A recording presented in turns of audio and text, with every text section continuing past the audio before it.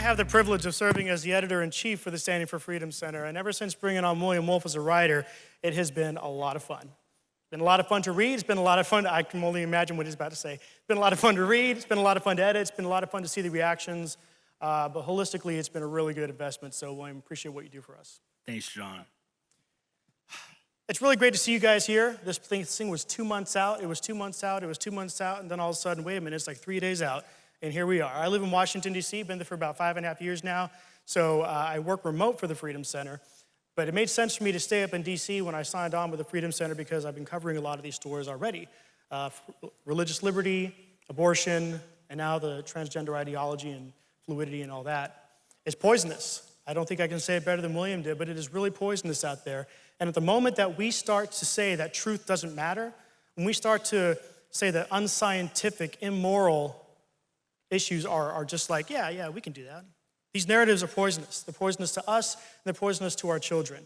If you're not concerned about it for you, be concerned, as William said, for your students. Now, we have a really cool treat today.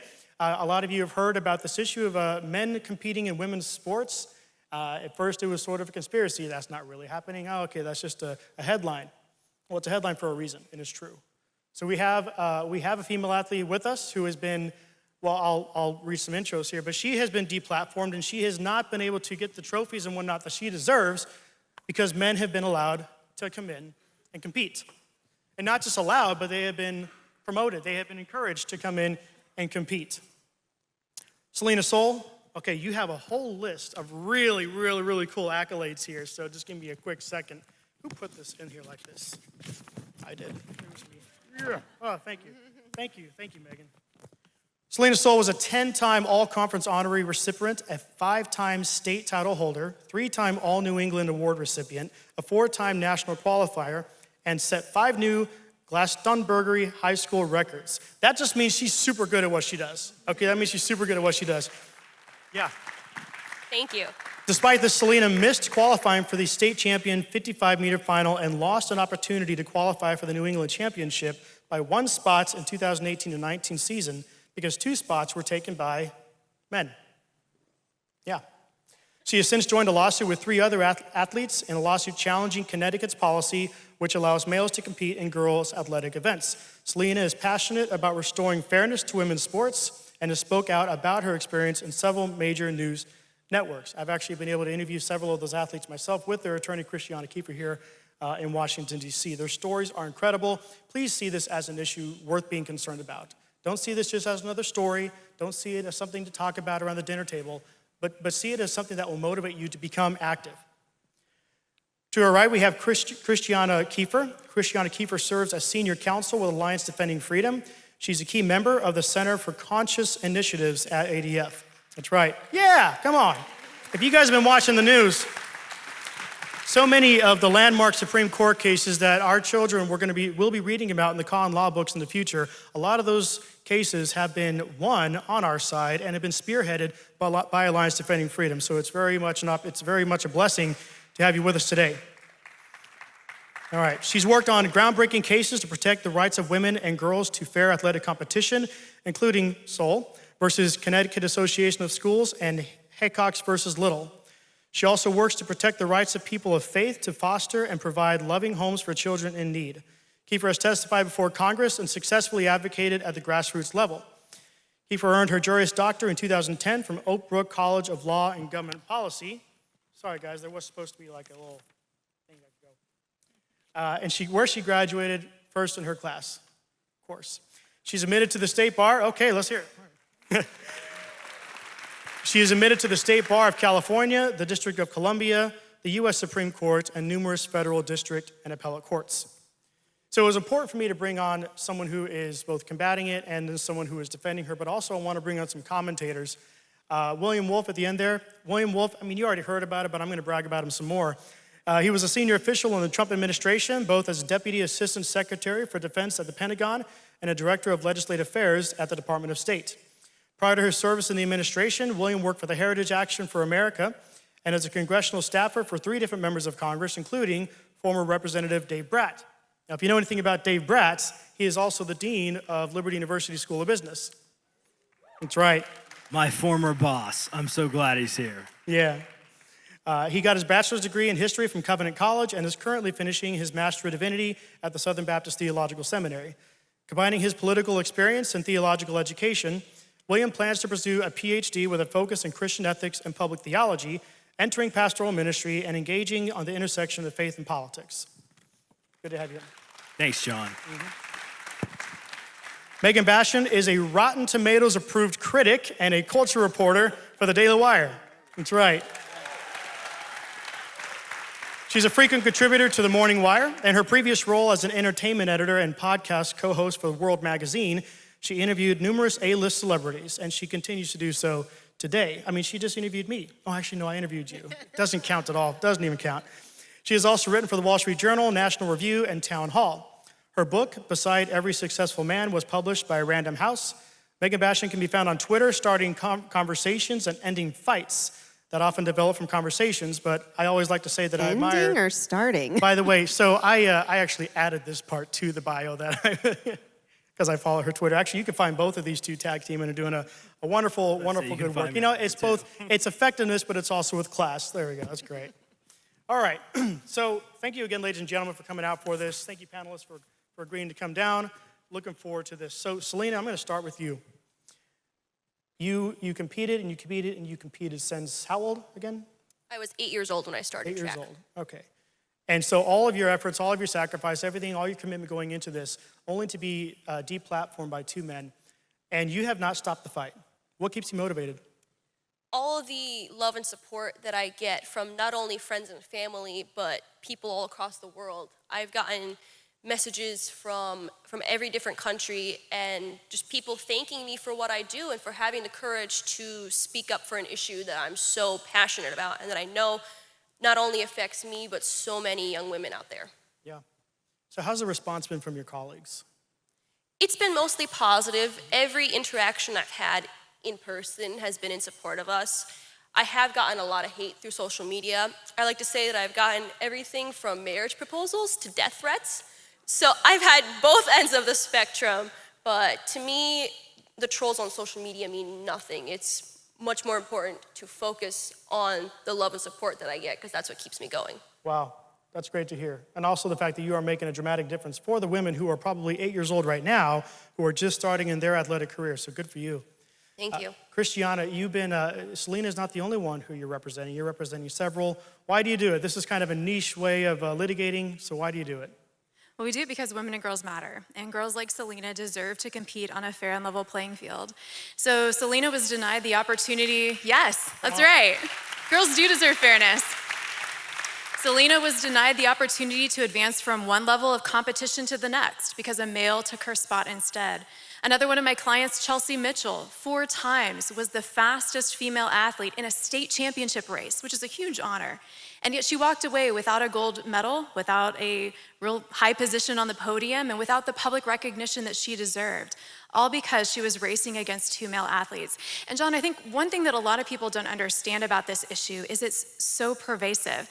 One male athlete alone can have such a dramatic impact and reshape really the women's sports more broadly. In Connecticut, for example, 2 male athletes won 15 women's state championship titles over the course of just a few years. They set 17 new records that my clients tell me girls will never be able to break those. And more than 85 times, girls lost the opportunity to advance from one level of competition to the next. And Connecticut's not an isolated incident, right? It's being replicated in states from New Hampshire to Alaska, from Montana down to Florida, and in all types of athletic competitions as well. Track, volleyball, weightlifting, and the list goes on and on. So it's an increasing problem across the country, and our girls deserve better. Well said, well said.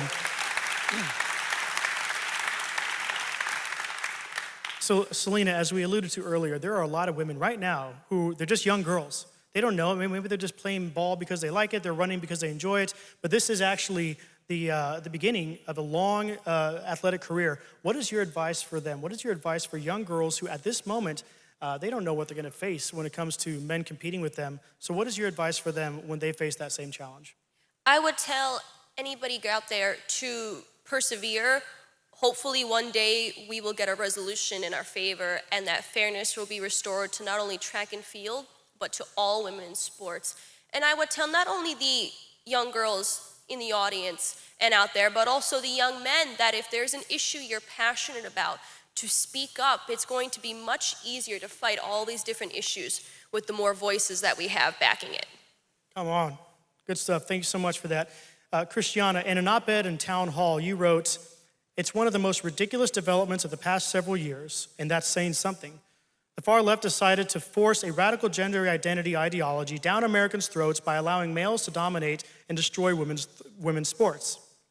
Now, you're not one to pull punches. Okay, I know this. So let's hear, in its purest form, how does relative gender theory adversely impact culture? In so many ways. Gender ideology is one of the most fundamental threats, I think, to human flourishing in our day. And I think the church needs to wake up and recognize this. Sports matter. Sports are important. Fairness for female athletes absolutely is important. But you have to understand that gender ideology poses a much broader threat than just to sports. Gender ideology would open women's private spaces. Yes, locker rooms. I hope you read about the story in Vermont just recently. A 14-year-old girl was changing in her locker room and a male came in because he was authorized to do so under the school policy. It has implications for women's domestic shelters where women, vulnerable women, are being forced to sleep mere feet away from a male who identifies as female. Women's prisons, I hope you recognize and are hearing the stories about women who are being housed alongside violent male offenders, many of whom are sex offenders. And the list goes on and on. It has implications for religious liberty. Doctors who, according to their faith, want to follow their Hippocratic oath to do no harm, and yet the government is requiring them to perform these horrific acts against young children that would permanently sterilize and alter their bodies. Parental rights are at issue as we see school districts who are not just teaching gender ideology behind parents' backs, but actually encouraging children in that direction and hiding it, intentionally deceiving parents and hiding that from them. So the list goes on. And we cannot forget as well the young men and women who are deeply confused about their sex. Culture tells them you're born into the wrong body. You need to do something about it. Hormones will help, surgeries will help, and they're being sold a lie to their own detriment. They're being put on a conveyor belt of puberty blockers, irreversible cross-sex hormones, and surgeries. And that ought to break our hearts. They are being sold a lie, and we need to stand up and push back against a dangerous ideology. Come on.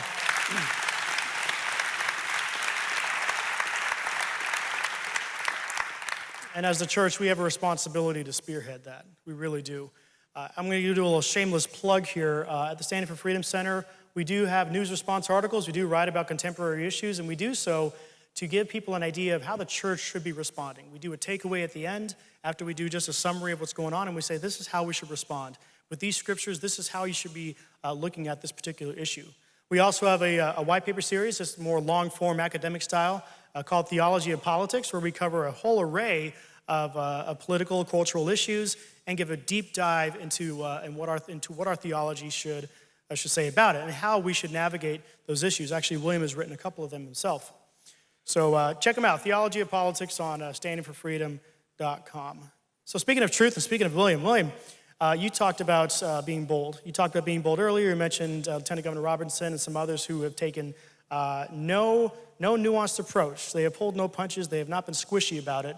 And while nuance and winsomeness have their place, they don't have their place in some of these discussions at all. So I appreciate the boldness that you and others have taken. So what do we do? What do we do when the masses of our society adhere to these things that are just completely untrue?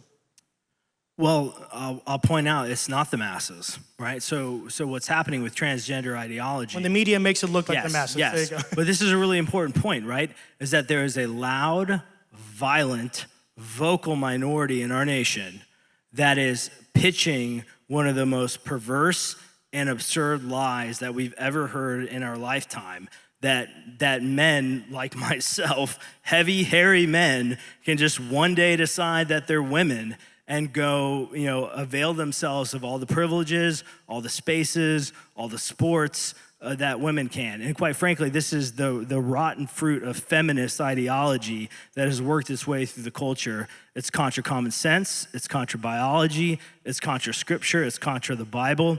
And we all have, I would argue, a duty before God to speak up in every way that we can, in every moment that we can, to oppose this so that everybody has a chance to compete freely and fairly in women's sports, to be housed safely in women's environments. I mean, right now in the Netherlands, this is where it's going. There's a Dutch soccer player, a man who says he's a woman, who actually says he's actually 15. So not only should he get to play with women's teams, he should get to play with youth teams, and this guy is 31 years old. There's no brakes on this slippery slope. Mm-hmm. We need to oppose it fully. And if they're accepting it there, eventually they're going to accept it everywhere, including here. Yeah. Thanks, William. Megan, you've been covering culture for a while. You're the culture reporter at the Daily Wire. Tell us, when they start adopting terrible narratives like this, sexual fluidity doesn't just affect us physically and whatnot, although it does very much as well. But tell us about, not just beyond the sports thing, or not just within the sports thing, not just beyond school, but how does a distorted view of sexuality affect culture as a whole? Well, I think one of the things we have to really talk about is how it affects women at large. This isn't just striking at a particular subculture of women in sports, it's striking at all of us. And one of the really frustrating things to me is that when this started to happen, I watched pastors prioritize evangelism. They prioritize the feelings of these men who think they can become women over the well-being of women in the churches. And that was frustrating, it was discouraging, but it also made me question their discernment, because I look at that and I go, what this movement is striking at is it's striking at the creation of God. It's striking at the image of God. We go to Genesis and we say, male and female, he created them, and he created us to, in a complementary way, reflect his image. This is marring that in the eyes of a watching world. And so I think that the church was very slow to pick up on it. And now what we have is a widespread generation of a social contagion. You have young women who are very depressed. They feel like they have to figure out, what am I? I actually heard a story this week, some reporting I was doing, a young woman who said, I feel very stressed, I feel anxious because I don't know what I am and I don't know how to decide what I am. That isn't something that should be put on the shoulders. In this case, it was a 12-year-old girl. A 12-year-old girl should not have to think, what am I? What if I get the answer wrong? And then on top of that, you're hearing stories of social bullying. So these kids are at school and they're being told, if you don't identify as something unique, something different than what you are, then you're not only not cool, you're part of the oppressive class. Well, a 13-year-old, a 14-year-old, they don't know what to do with that. So you're seeing rampant depression amongst young women. And then to add one more little element of that, I think we've all seen sort of what you might call woman face. It's a version of what in the past was terrible, offensive blackface, where people would put on the look of someone of another ethnicity in order to entertain people. Now we see men doing that with women.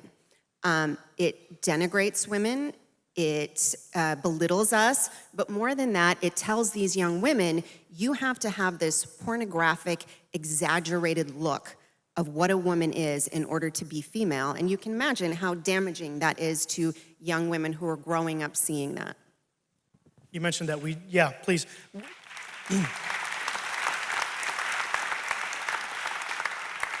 Decisions that as adults, it would be challenging to figure out. Now we are forcing on children. I cover so many cases of the United States Supreme Court over the last several years, and you see people out there, even if it's not about a transgender issue, you will see transgender people out there, or people who, are allies and whatnot. And the signs you read, the things they say, I can't help but think, that makes me mad. I want to be mad at that person, but at the same time, that person is much younger than me, and I can only help but feel compassionate for them. Like they were conditioned with this. Like who's to think I wouldn't have a bad worldview if my parents raised me the same way? And maybe it wasn't their parents, but their surroundings. So we have a responsibility as a culture. It really just challenged me and those around me, because a lot of us were talking about it. It's like, well, what are we doing to combat the narrative now for the children, or for those who are children today, for the Supreme Court protesters of tomorrow? What are we doing to help them right now? Because I can only put so much blame on them. we can only put so much blame on them. William, I know you want to say something, so let me ask you a question. No, him and I have talked at length about this. It's really good. William, what are some practical ways the church can stand up and say no to the distortion of how can the church restore sexual purity in culture today? Well, what I was going to say is you absolutely have to refuse to use gendered pronouns. You start using he, him, and she, her, and they, their, and the next thing you have is a man winning the NCAA, I almost said North Carolina because I'm from North Carolina, the NCAA Women's Swimming Championship. You get William Thomas winning it. So first of all, you have to fight every single little step that leads to women losing in sporting events to men. So if you have friends who are trying, even if they're trying to use gendered pronouns that match their gender, it's accommodating a social contagion.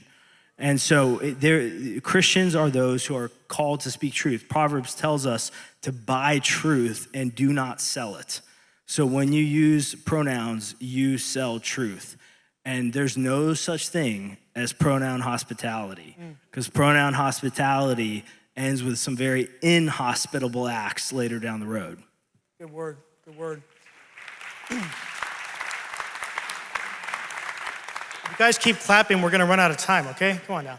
Kidding. So I'm very blessed to go to a church in Washington, D.C. that takes these conversations very seriously. Every few Sundays or so, we meet in the evenings and we talk about these issues. And one of the times we talked, it was about how Christians should approach transgenderism. And William just alluded to it. When it comes to pronouns, look, we're all about loving. We have to love. Jesus loved. Jesus was the kindest, gentlest, peaceful, but his love never came at the expense of truth, and never came at the expense of boldness, and never came at the expense of standing up to his opposition, right? And so there are a lot of people in that discussion. It's not just for the church, but we host it. And they were confused on whether we should use the she, her, the he, him pronouns that are inconsistent with that person's biological sex. And the answer is yes. And they say, well, what if it's not loving? It's like, it's actually not loving to use a false pronoun. It's actually quite hateful, because what you're doing is you're advancing a lie. You're advancing a lie. You're saying, okay, this is true. I'm gonna lie to them because I love them. How does that make sense? It doesn't make sense at all. You will not see anywhere in Scripture that defends that position. Megan, no, I already asked you a question. Oh, wait, no, I did. So what advice do you have for young women who are finding themselves at the crossroads of biblical conviction when it's not popular among culture? I mean, the biggest advice I have is that your courage inspires courage in others. So be the one that steps out, and you'll be surprised how many people will follow you. A year and a half ago, I worked for a really respectable, really amazing small Christian journal that I loved. I love World Magazine. I still encourage people to read World Magazine. How I ended up here, I don't know. But I invited you. Right. Oh. But what I started doing... Are you saying this is less respectable? No. This is very respectable. No, but I'm saying I worked part-time as a mom, and I started speaking out about these issues. And next thing I knew, I landed at the Daily Wire. And the next thing I knew, I kept talking about it. And people started asking me, could you write about it more? Could you talk about this more? And the reason I bring that up is that people who speak out inspire other people to speak out. And that's the only way we win, is if everyone stops being afraid. Because otherwise we lose. Yeah. Courage is contagious. Courage is always contagious. Yeah. Yeah. Courage begets courage. Did you say that? I was interviewing you a few months ago up in D.C., and she said, courage begets courage. I forgot what you said after that because I was so focused on it. I'm like, wow, that's very succinct and brilliant. I am not succinct. You'll see because we're running out of time. But closing remarks. We'll start with you, Selina. Any closing remarks on this issue, things that we didn't cover that you want to say? I just want to say that I was forced to compete against biological males for 4 years. And for the first couple of them, nobody wanted to speak out. Nobody had the courage to. So it was actually my mother who first started with a old-fashioned piece of paper and a pencil with a petition, going around to people at track meets asking to sign.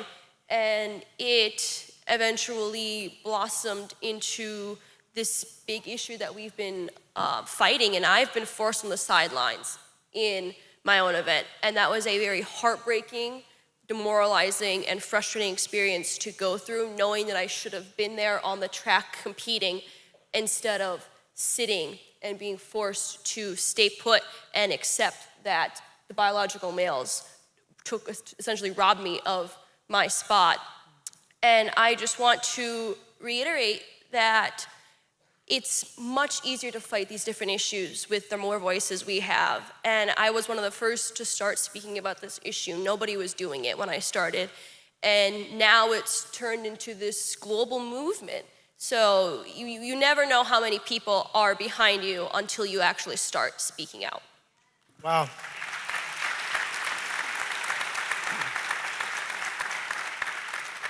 You're one of the youngest people in the room, and your courage is being effective. I don't know if you know that, but it is being effective for a lot of people here.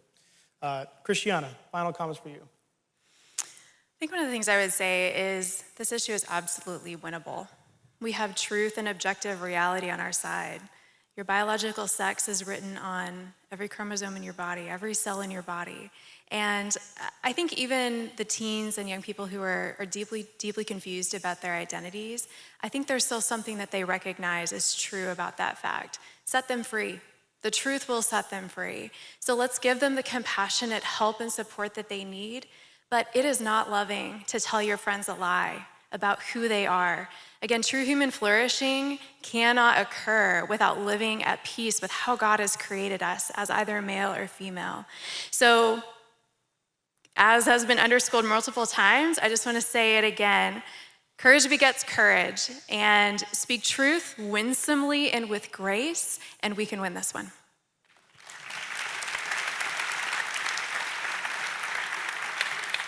William Wolfe, final thoughts.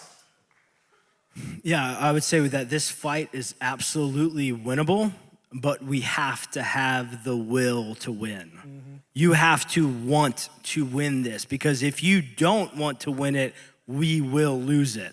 Because this other side, this small, vocal, violent, confused, and hurting minority, which quite frankly is composed of the vast majority of victims who need help being essentially used by ideological racketeers to score political points in our current environment. We need to free the victims. So there's two victims involved, right? When I look at William Thomas, I see a man who's also a victim. He is victimizing women by stealing their spots, and the men you've competed against are victimizing you by stealing your spots. But those men need help. They need help to be freed from this nonsense. But to bring it all back around, it will only happen if you have the will to fight and the will to win. And that's what I focused on in my speech with all of you here, is that Christians seem to have lost the will to fight on these things. So recover the will to fight on behalf of all the women and the men across our country who are held captive to this dangerous ideology. Megan.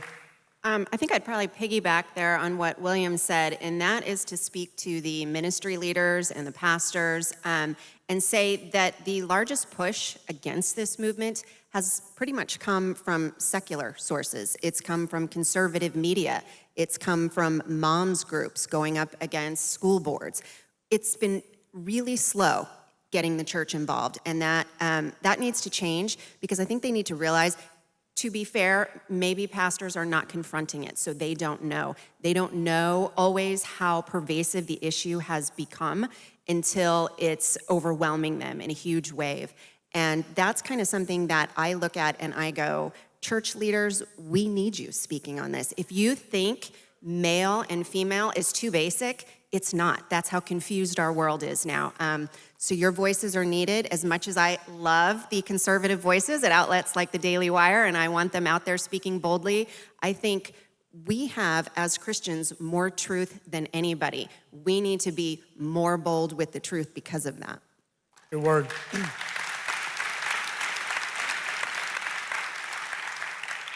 I got 30 seconds, so I'm gonna wrap this up really fast. I've been in DC for 5.5 years, I said it before, and I've covered so much of the judicial and the legislative side of things.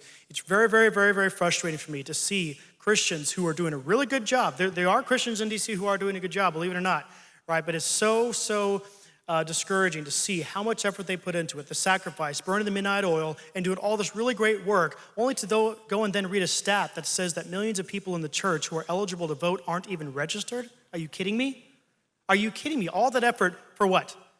We have an opportunity here to get out and vote. Get out and vote. You want to make a difference? It doesn't take much to get off your couch and go vote. Thank you, ladies and gentlemen. Thank you so much, Selina, Christiana, William, and Thank Megan, you. for your courage and for your time.